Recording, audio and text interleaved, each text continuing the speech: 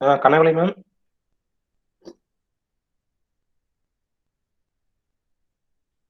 Hello, ma'am. Kanavali ma'am இருக்கீங்களா?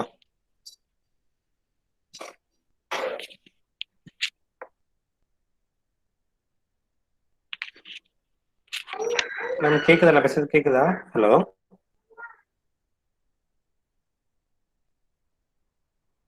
Hello. கேக்குதா ma'am நான் பேசுறது? Yes sir, yes sir. Okay okay. அதான் போன்ல கனெக்ட் ஆனேன். Okay sir. ஓகே. ரெக்கார்ட் பண்ணி போட்டிங்களா மேம்? ரெக்கார்ட். Okay okay. சரி ஓகே. ஸ்டார்ட் பண்ணிடலாம் sir. Okay.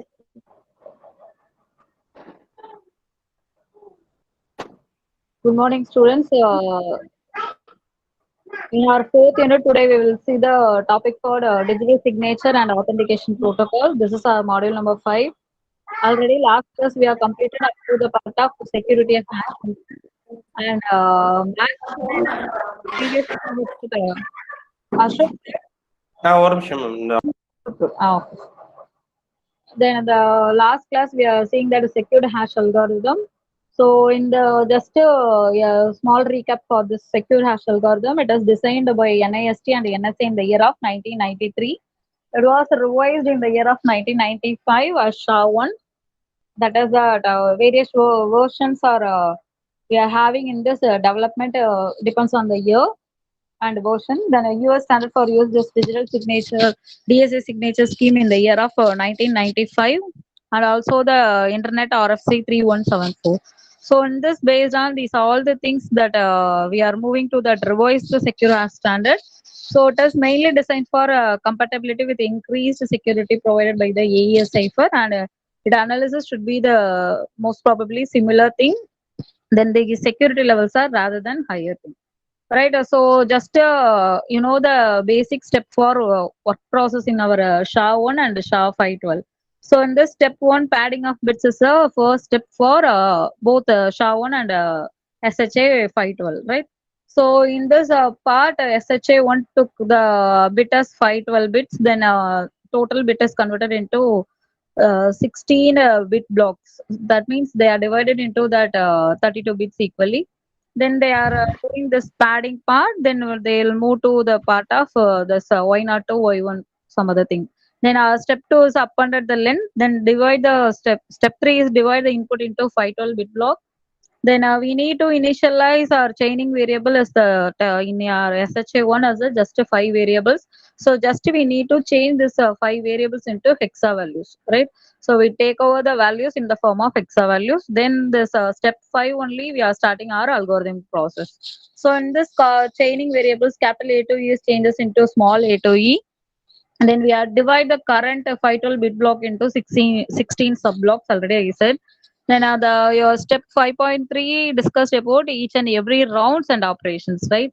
Already we have discussed clearly in last class. So just I recap for the same topic once again.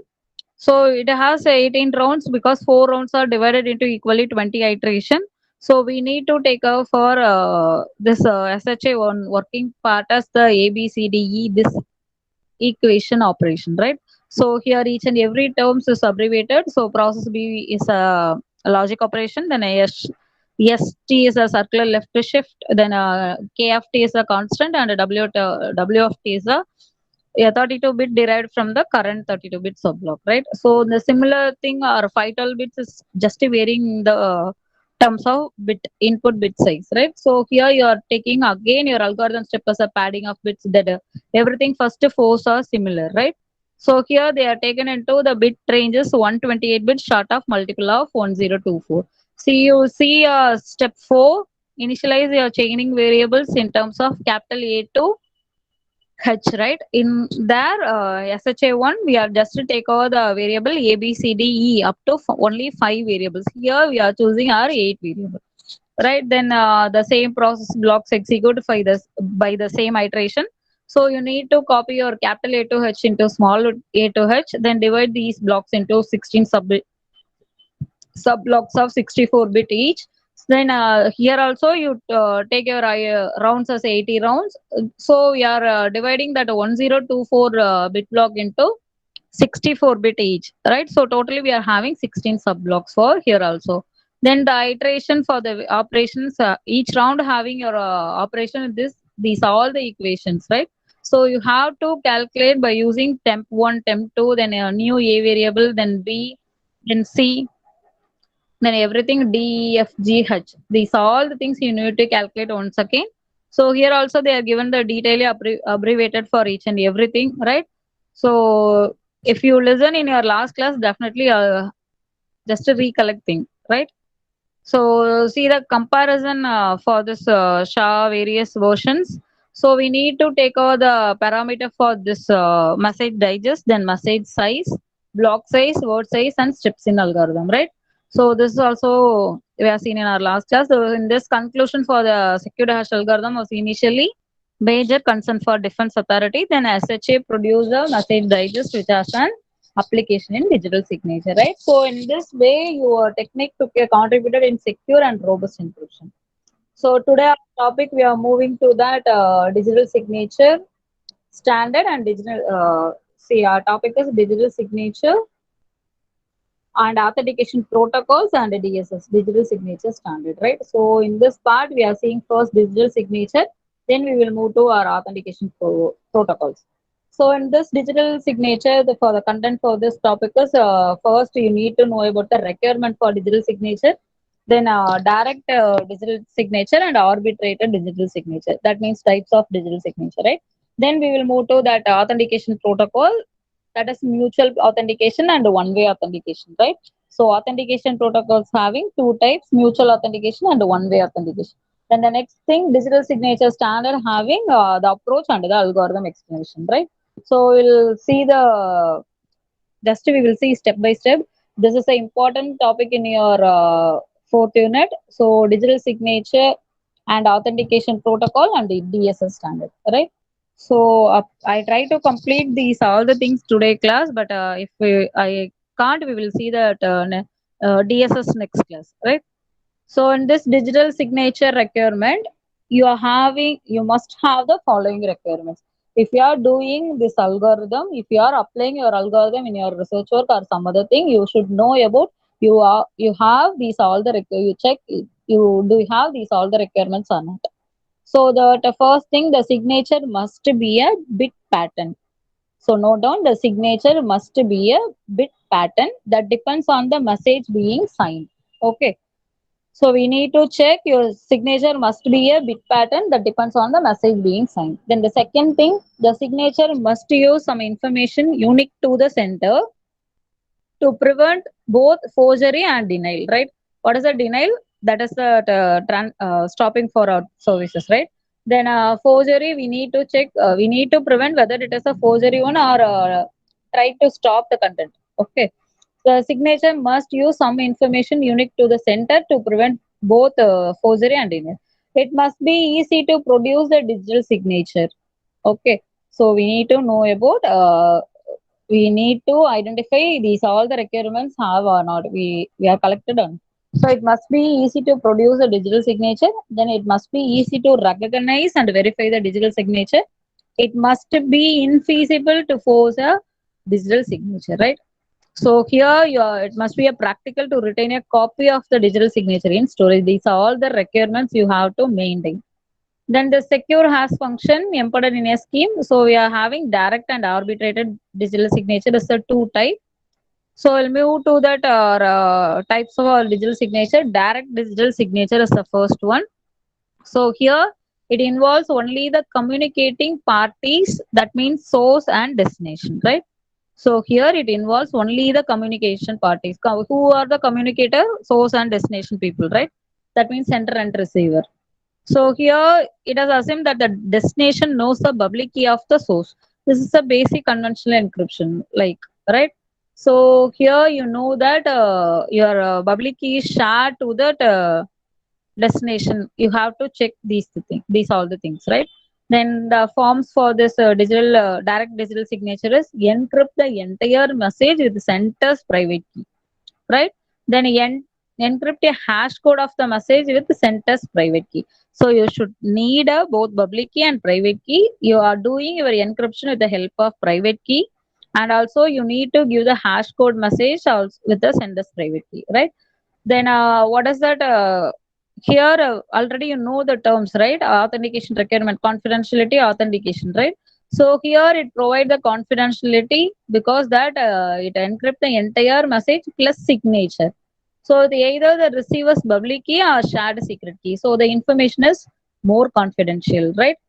In this part of digital signature, what are the demerits or weakness? We'll say that the validity of the direct scheme depends on the security of the center's private key. So what is that? The validity of the direct scheme depends on the security of the center's private key, right? Because we need to share our private key to that destination. So the information is fully dependent on that key only, right? So it is mainly considered a weakness. Then center will be deny sending a particular message later if he wish. The center will be deny sending a particular message later if you wish. So the center only think and make a decision for all the thing. So center can claim that he key was lost or stolen. Maybe if the key was lost or stolen, what happened? Our entire message is to be known by all the persons, right? This is not being a secured way. So these main two things is called a weakness. Then the solution for this weakness is to require every signed message to include a timestamp. That means date and time. If you are doing or if you are sending some other things, you should maintain your date and time. So, and to require the prompt reporting of comprised keys to a central authority, right? This is the direct way signature, right? In a human signature, if any place you are doing your signature, just to put a day, signature with a date and time. It's a common thing, right? Because it required to prompt reporting of comprised keys to a central authority. Then second digital signature, arbitrator digital signature. So here using an arbiter, all parties must have a great trust, right? So what is that? All parties must have a great trust. So in this previous thing, the sender and receiver only the trusted people, and also similarly your it depends on your fully public key and private key, right? Your private key is shared to your receiver side. But in this arbitrator digital signature, using an arbiter, all parties must have a great trust. So, what are the things we are going to identify? Every signed message from a sender X to receiver Y goes first to an arbiter A. So, what is that here? One arbiter is here. So, we are checking that whether every signed message from sender X to receiver Y, whether it is received or not, we need to check, right? Then second thing, check XR, Y's origin and content. What is the content for X and what is the content for Y? Whether these two informations are same or not. Either this work is checked by the arbiter, right? Then the message is then dated and sent to Y with an indication that it has been verified to the satisfaction of the arbiter. So what is the thing? The message is then dated and sent to Y with an indication that it has been verified to the satisfaction of the arbiter, right? So this is the basics of our arbitrator digital signature based on the scenarios described in these two protocols, AKL 83 and MITC 92. We are checking this conventional encryption. Arbiter sees the message, right? So what is the things happening here? Here X is the center, then A identify your arbiter, right? So at first arbiter is checking to your message. See this box clearly. Then your message is checking with the help of that append the encryption, the key value, then the hash key code with the ID value, right? So that what is that here? Your X is a center, and immediately arbiter and the X hyphen to A denotes arbiter, right? Then the arbiter is sending that particular all the encryption to our receiver. That means that A tends to Y encryption part of this ID X of message with encryption, then the two times we are applying our IDX, right? So here assume that the center X and the arbiter A shared a secret key KXA, and that A and Y shared your secret key KAY, right? So here your X construct a message M, computes hash value H of M, then X transmits the message plus a signature to A. Here the signature consists of an IDX of X plus the hash value. all encrypted using your K key value XA, right? So this entire thing depends on this box only. Here you decrypts the signature and checks the hash value to validate the message. Then your A transmit a message to Y, then encrypted with KAY. The message include IDX, then M, the signature and a timestamp, right? So you need to know about all the identical terms used here. The message include IDX, then M, the signature and a timestamp.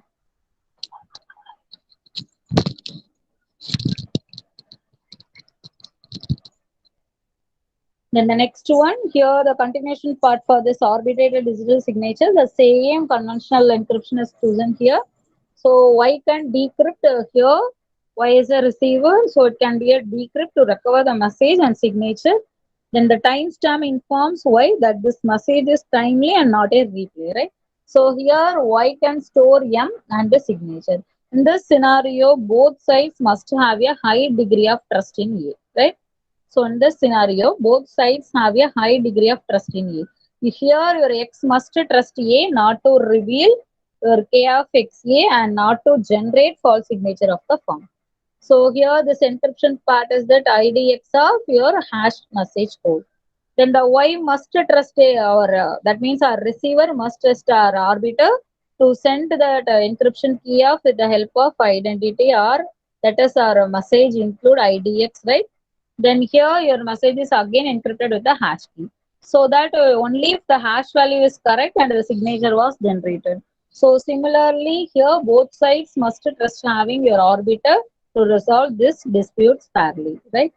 So this arbitrated digital signature is clearly once again, it is assumed that X and Y share the secret key KXY. Then this preceding scenario also implies that arbiter is able to read our message from X to Y. See, it is fully the theoretical. We are just to take over the algorithm part, then we are applying that our concept, right? So here X transmits an identifier, then your copy of the message is encrypted with the help of KXY secret key and a signature to arbiter, right? So if you want to send a message, you need to focus these all the things. You have to transmit with an identifier, then you are encrypted with your copy of the message with the KXY and a signature to A. Then this signature consists of an identifier plus the hash value of encrypted message. These all encrypted by using your KXA, right? Because this arbiter with the key value of our center X. Then I decrypts the signature and checks the hash value to validate the message. So A is working only with the encrypted version of the message and is prevented from reading it, right? So in this continuation of our arbitrated digital signature, see it is a part B. Then it is a split ends for your university exam question paper, 8 mark question. Write the types of digital signature, arbitrated digital signature and direct digital signature, right? Then A then transmits everything that it received from X plus a timestamp and all encrypted with KAY to Y.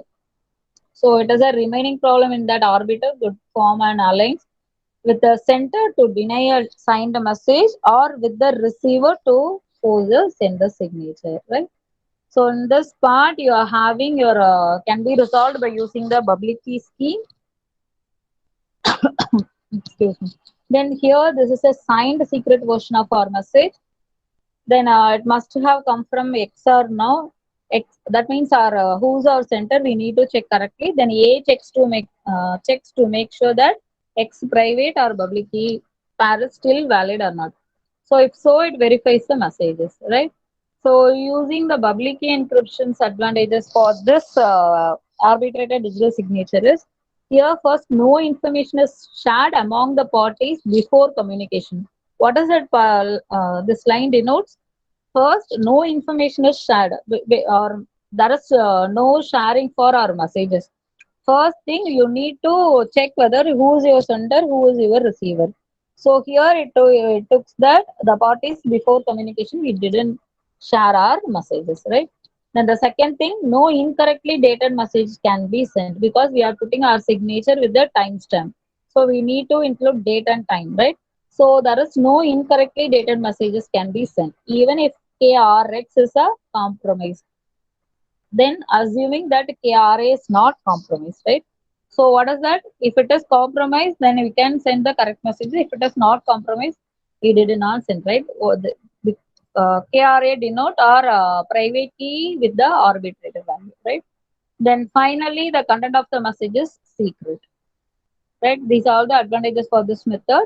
Then this authentication protocols, there are two types of protocols: mutual authentication and one-way authentication. This mutual authentication is that enable communicating parties to satisfy themselves mutually about each other's identity and to exchange the session keys, right? So here, mutual authentication enable communicating parties to satisfy themselves mutually about each other's identity and to exchange the session keys. And one-way authentication requires when the sender and receiver are not in communication at the same time. So what is that? Mutual authentication is we need to check both sender side and receiver side and others' identity, and also we are exchanging our session keys, everything, right? But in one-way authentication, we are doing that, or we need to the one-way authentication record, we need to check when sender and receiver are not in communications at the same time. Then we will move to clearly about these two protocols. Then mutual authentication protocol is that central to the problem of authenticated key exchange are two issues. That means confidentiality and timelines. Right? This confidentiality requires the secret key or public keys. This timelines is important because of thread of message replays, right? So in clear here we are taking the list from this GONG 93. See, this is the protocol invention here and the name, right? For the examples of replay attacks, replay attacks are happening where mutual authentication, right? So you note down this word, mutual authentication is the replay to cover the replay attacks. Here your simple replay is that the opponent simply copies a message and replays it later. So just copying and send, right? So simple replay is that the opponent simply copies a message and replays it later. Then repetition that can be logged. An opponent can replay a time-stamped message within the valid time window. So please read and note down this single line. This repetition that can be logged. An opponent can replay a time-stamped message within the valid time window. The repetition that cannot be detected, then the original message would have been suppressed and thus did not arrive its destination. So only the replay messages arrive. Backward replay without modification. This is a replay back to the message sender, right? So we need to focus these all the things mutual authentication. Then this simple replay, the opponent simply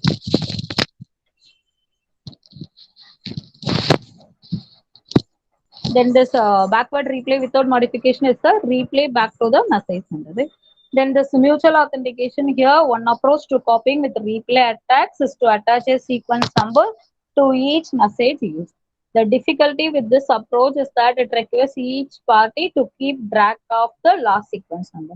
See, these all the things are going to take over the working procedure. Then this one of the following two general approaches is used here: timestamps. The clocks among the various participants be synchronized, right? Then challenge or response here, you're expecting a fresh message from B and the first sends B as a challenge and request that the subsequent message received from B contain the correct nonce value, right? We need to check all the things in the challenge, take over the terms challenge and response. Here there is the two approaches, right? General approaches, timestamps and challenge and thing. Then symmetric encryption approaches, taking the two-level hierarchy of symmetric encryption keys. It can be used to provide confidentiality for communication. Then here it uses of a trusted key distribution center, that is KDC. Right? Each party shares a secret key, knows as a master key with the KDC.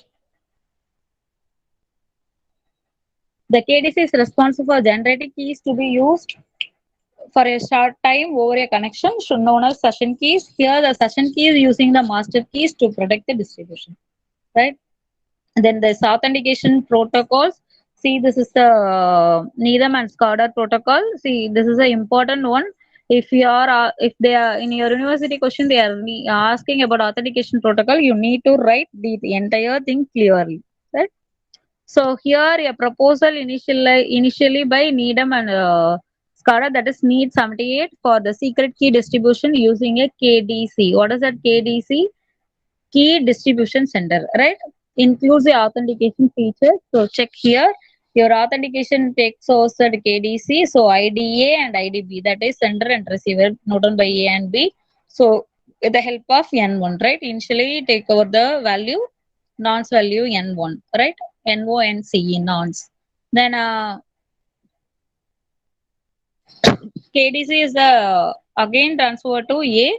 So you are doing your encryption with the help of AEKA or private key, then the symmetric key description. So KS, then IDB, then nonce value, then encryption with the help of KB, then symmetric key description, then your ID4, right?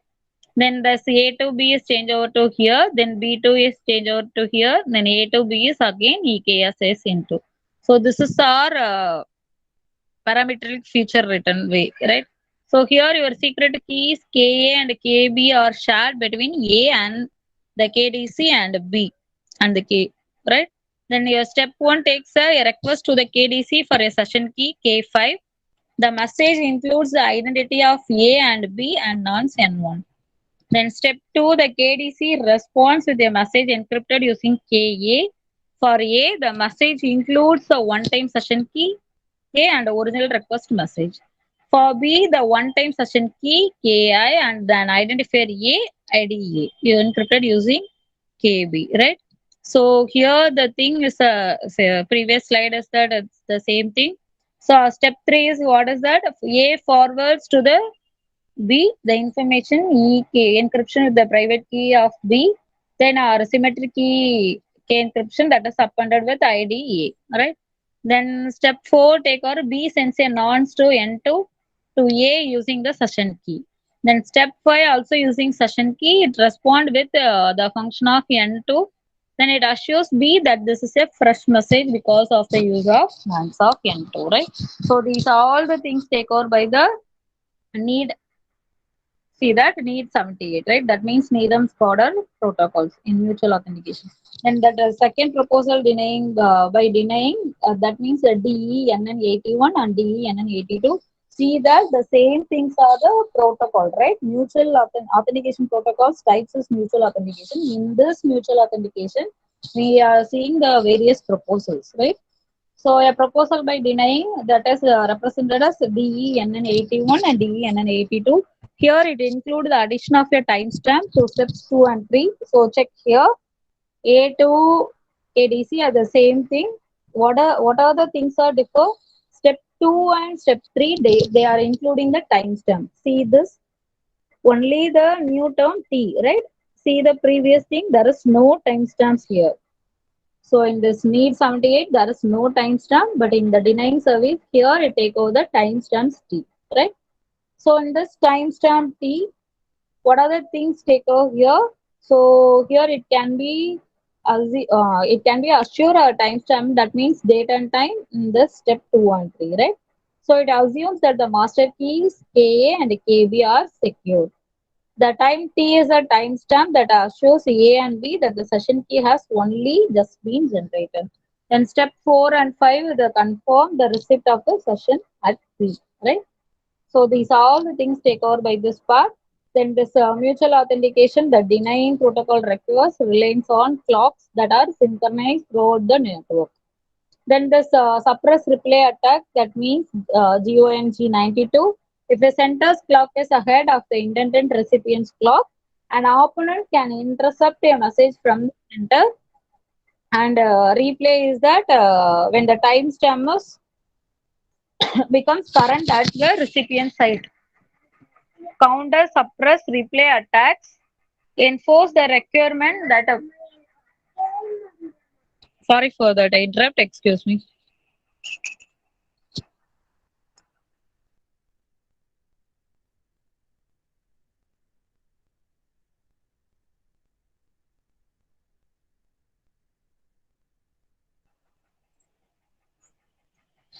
There's this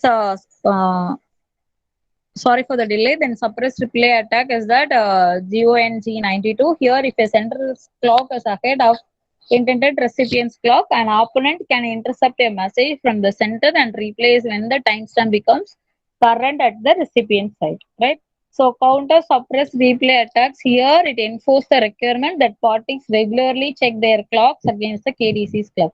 Then to rely on handshaking protocols using nonce.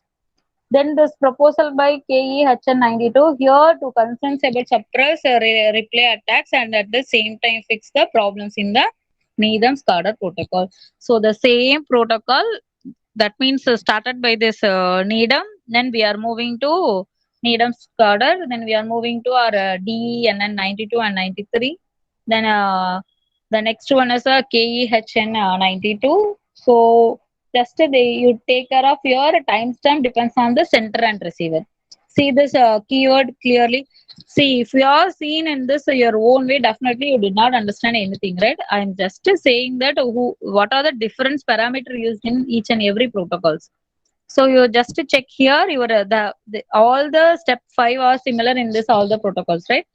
Then need 92 is need 78 is we didn't use the timestamp. Then the denying part we are using our timestamp. In this NUM 93A is our what is the part? Here we are using our center and receiver part, right? So here you are follow this exchange the step by step algorithm, right? Then this part is our step 1 is initiate the authentication exchange by generating A and a nonce NA and sending that plus its identifier to B. Then step 2, B alters the KDC that a session key is needed. Then its message includes its identifier and a nonce NB, right? And step 3, the KDC passes on to a B's nonce and a block encrypted with the secret key that B shares with the KDC. Here the block shows as a ticker, then that is that a TP and a TA, right? Then that can be used by the A subsequent authentication. Here you are focusing about entirely. Then this part, the KDC also sends a block encrypted with this secret key shared by A and the KDC, key distribution center. Then this block is verified the B has received A's initial message, that is IDB, and that this is a timely message and not a replay. Right? You need to check all the things, and it provides A with a session key K. Yes, and the time limit on its use of TB, right? Then step 4, A transmits the ticket to B together with B's nonce, the later encrypted with the session key. So these all are just the algorithmic way of representation of our mutual authentication protocol, right? So B's nonce is encrypted with the session key, authenticates that the message came from A and it's not replay, right? So in this part, our protocol provides a secure means of A and B to establish a session with a secure session key. Leaves A in a possession of a key that can be used for subsequent authentication to B, avoiding contact the authentication server repeatedly. Here your TP is a time relative to B's clock, so does not require synchronized because B checks your only this is a self-generated timestamps or not. So here also we are having our approaches to public key encryption. So here AES provides a public key certificate. The session key is chosen and encrypted by A. So see this encryption part using the timestamp. So see if you are using a timestamp, you are written you add the terms T only, right? But using that some other timestamp with the help of ticket and everything, you need to give a value of T of A or T of B. That's all, right? Then this AS provides our public key certificates. Our session key is chosen and encrypted by A, so there is no risk of exposure by the AS. So here the protocol is compact, but it requires synchronization of clocks, right? So you need to check these all the parts. So our mutual authentication algorithm is a lot of things. And similarly, you check with this algorithm U92 WOO92. So here this is the iteration, the same thing. Then we are moving to our next thing, authentication protocol, one-way authentication. This one-way authentication is required for the sender and receiver are not in communications at the same time, right? For example, Gmail. If a sender sends the messages, the receiver also receives. But they are not. They don't need to take the communication at the same time, right? Because maybe if I didn't see the email also, so what happened? I receive my messages, but I can't communicate at the same time. That means I didn't do the replace immediately. Maybe when I am in online, I can do, right? So this is an example for one-way authentication. Here it is a symmetric encryption approach. Here your A sends to KDC, that is IDA and IDB N1. Then KDC is a key distribution center to our arbiter A, that is our center. Then A to B and B to A, the entire transaction for your symmetric encryption for the one-way authentication is shown here, right? Then to avoid the recipient be online at the same time, the step 4 and the step 5 must be eliminated. What is the thing? To avoid the recipient be online at the same time, the step 4 and 5 must be eliminated. Not protect against replace, right? So here you are focused about that authentication is the primary concern. That is A to B. The message is appended with our encryption, the private key of hash code. So here A to B message appended encryption with the private key KRA of hash code message. Then A cannot later deny having sent the message. So it open to fraud, then to counter can be encrypted with the recipient's public key, right? So the thing entirely rewritten here. This is a public key of our the receiver. So encryption of the public key, then using our message, then this is a part of the same your sender side, right? Message with the help of encryption and private key, everything. You just receive your message, you just extract your message with the help of your public key, right? Then the next one, your authentication protocol provides some digital certificate. So here your A to B to post that message appended that or EKR, that is a private key of hash code, and the same thing appended here with the symmetric encryption with the private key. So KRAS, this is our timestamp, then our initial message, then this is our public key. So A sends B the signature encrypted with A's private key and A certificate and encrypted with the private key of the authentication server. So you need to take care of everything, right? So we will see the digital signature standard in the next class detailedly, right? So in that, just you are seeing that today we are completed up to our part. Like what are the things? I'm completing here requirement digital direct digital signature and arbitrated digital signature. Then authentication protocols, mutual authentication, types of authentication protocol is the two things, mutual authentication and one-way authentication, right? In this mutual authentication, we are having n number of proposals. So I'm just explain the 3 or 4. And similarly, you have to read out your remaining proposals, right? So here your part of in the year. Then the last proposal is a 92 in the year, right? Then we are focusing, these all the things are in that proposal, right? Then who having that 92 version A and B, right? It having the two subdivision version. Then the second types of protocol is one-way authentication, right? So today will complete up to this. Then digital signature standard is one more thing. So you need to know clearly about this topic. So we'll see the tomorrow class for this digital signature standard, right? So up to this, do you have any doubt?